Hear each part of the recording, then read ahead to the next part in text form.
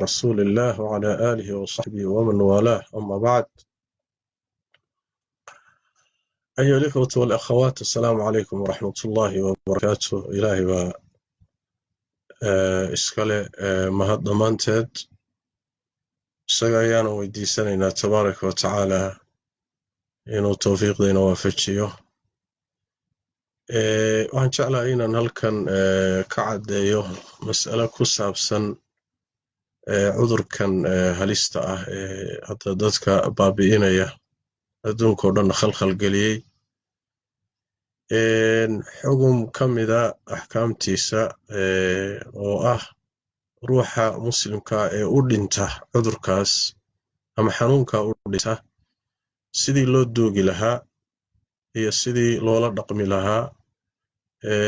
ayaan doonayaa. waa su'aal timid aadna u taagan inaan wax ka idhaahdo insha allahu tacaala. horta marka koowaad meydka in la gubo waa xaaraan. arrintaa inta laga dagaalami kara in laga dagaalamana waa laga maarmaan. ruuxa muslimka ah sida xadiidka culimada qaarkood ay sugayaan, qaarna ay leeyihin waa mawquuf ku soo arooray, ruuxa muslimka ah in isagoo nool laftiisa la jebiyo iyo isagoo dhintay in la jebiyo waa isku mid buu nebigu yiri sallallahu alayhi wasallam. waa midda labaadee rasuulkeenna waxaa ka sugan sallallahu alayhi wasallam dabka sidiisaba waxaa wax ku guba allihii dabkan iska laha, bimacnaa noolaha lama gubi karo. xataa meydadka gaalada nebigu sallallahu alayhi wasallam markuu dagaalkii Badar kaga adkaaday ma gubin nebigu sallallahu alayhi wasallam, laakiin ceel buu ku daadiyey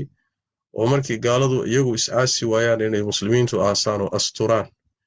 karaamada bini aadamka ilaahay karaameeyey bay ka mid tahay, gaal ha noqdo muslim ha noqdo. sidaas daraaddeed meyd in la gubaayey oo dab la geliyo sax ma aha. arrintaas waa in aad looga taxadaro, muslimiintuna ay dowladaha kala hadlaan inaysan amwaadda muslimiinta la gubin. ta labaad waxa weeye qodobka labaad ruuxa muslimka ah markuu dhinto axkaamta waajibaysa waxaa ka mid ah oo dadka laga rabo inay u sameeyaan in la dhaqo. haddii ay suurtagal tahay meydka muslimka in la dhaqo waa waajib kifaa'i ah. dadka marka meesha la jooga uu ku dhintay ayaa waajib ku tahay inay dhaqaan. hadday dhaqmadii suuroobi weydo, sida hadda maalan dadka cudurkan u dhimanaya oo kale, dhaqmadii hadday suuroobi weydo ama jirkii ruuxa gogo'ay ama ma ahe cudur laga baqayo inuu gudbo ayuu u dhintay oo dhib ka weyn baaba laga yaabayaa inuu ka dhasho, si kaleeto oo looga xeeladeysan karana ma jirto lagu dhaqi karo. haddii dhaqmadii ay suuroobi weydo ama dowladihii iyo nidaamyadii markaa gacanta hawsha ku hayay baaba diiday in la dhaqo, markaa dhaqmadii hadday suuroobi weyday xugum sharciya bay noqonaysaa oo meesha ka baxay. sababta waxa weeye in badanoo axkaamta shareecada ka mid iyo waajibaadka iyo faraa'idda diinta ka midii waxay u dhacaan oy meesha uga baxaan markii uu ka dhalanayo samayntooda darar iyo dhib ka weyn markuu ka dhalanayo. haddii dhaqitaankii si toosa in loo dhaqay ay ka dhalanayso dadkii dhaqayay inuu xanuunku u gudbayo, marka intii naf nool uu galaafan lahaa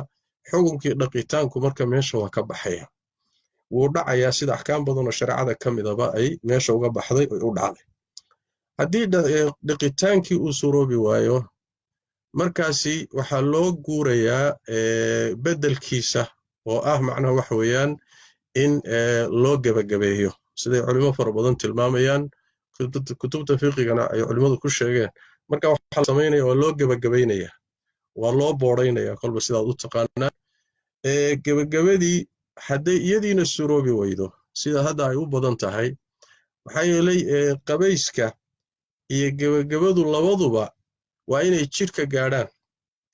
waxa la dhaqaya waa meydka jidhkiisa. haddii dhaqitaankii suroobi waayana waxa loo gebagabaynayo waa jidhkiisa. inta badanna hadda dadka xanuunkan u dhintay dowladuhu waxay keenayaan isagoo xidhan oo plastic lagu xidhay, laga yaabo inuu sanduuq ku jiro, isagoon jidhkiisiba la gaari karaynin oon la ogolaynba in jidhkiisa la faydo ama la gaadho ayaa la keenaya. markaasoo kale haddii jirkiisiiba aan la faydi karaynin oo la taaban karaynin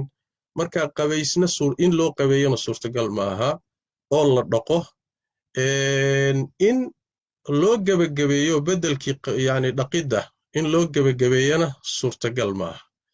labadaasi hadday meesha ka baxaan maxaa soo hadhaya marka waxaa soo hadhaya markaa in sidiisa lagu aaso in balaastigga ku dadan korka laga dhaqaayo macno ma samaynayso in isagoo balaastigga ku jiro oo aan jirkiisii la gaari karin carro loo marmariyana macno ma samaynayso leanno dhaqitaanka iyo carraduba waa inay jirka gaadho haddayna jirkii gaari karaynin oo balaastiggaasi uu ruuxii ku jiro meydkii ku jiro markaasi labadiiba meesha way ka baxayaan dhaqitaanna ma jiro gebagabana ma jirto markaas waxay noqonaysaa marka laba xugum oo sharci ah oo suuroobi waayey oo markaa meesha ka baxayoo dhacay ayay noqonayaan taa waa midaas weeye haddii sidaasi marka aan uga gudubno dhaqitaankii ama gebagabadii hadday miduun suurowdo la heli karana waa la samayn haddayna suuroobi kalena labaduba meesha ka baxayaan waxaa imaanaysa markaa kadib kafanta balastigan lagu soo duuduubay ee uu ku jiro waa lagu gaabsan karaa laanna kafantu asal ahaan waa meydka waxa ku duuduuban way meydka wixii lagu qariyo kafan baa la yidhaahdaa haddii la heli karo suurtagal tahay in laba maro oo kale looga korraysiiyo laba kafanood oo kale loo sameeyo ama hal kafan oo kale loo sameeyo oo hal maro oo kale lagu sii sameeyo la heli karo suurtagal tahayna way fiican tahay waa laazimse ma aha marka xaggii kafanta sidiisa loo aasi karaa wax mushkila ma laha waxaa soo hadhay oo laaban ku tukashadii ayadana waxay ka mid tahay faraa'ida iyo waajibaadka kifaa'iga ah oo meydku markuu dhinto muslimka ah in lagu tukado waa waajib dadka muslimiinta jooga meesha ku dhintay qaar ka mid ah inay salaada ku tukadaan waa waajib waa xilliga saaran waa mas'uuliyad iyo waajib iyaga saaran waay meydka wax saaran ma jiro mar hadduu isagu dhinto laakiin dadka ayaa laga rabaa inay ku tukadaan haddii sida asalkii marka wax weeye meydka muslimka marka lagu tukanayo in la keeno dadka ku tukanayo hortooda in la keeno la soo dhigo ayaa asal ah haddiiba la heli karayo dadkaasi ku tukanayay ee meydka la hor keenay inta ay u jirsanayaan inay ka fogaanayaan inay yani masaafo u jirayaan mushkilo weyn ma leh inay waxoogaa u jirsadaan oo ka durkaan haddii maslaxa loo arko wax dhiba ma laha yani wax weeyaan inuu hortooda yaallo waa muhiima laakiin shareecadu ma xadidin inuu masaafo intaa leeg loo jirsado meydka in marka lagu tukanayo ma qeexin shareecadu saas daraaddeed fil amri saca yani waa arrin iska kolba inta la isleeyahay waa laga durki karaa oo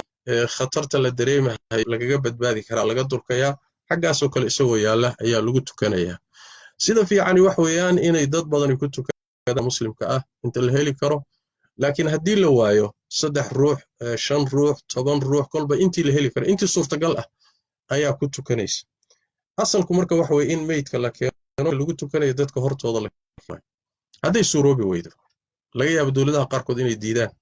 oo yidhaahdaan muxuu ahay maya laguma tukanayo hadday taasi dhacdo markaasi wax sameeya oo suurtalaba optionka labaad khiyaarka labaadi wax weeye asaga oo ku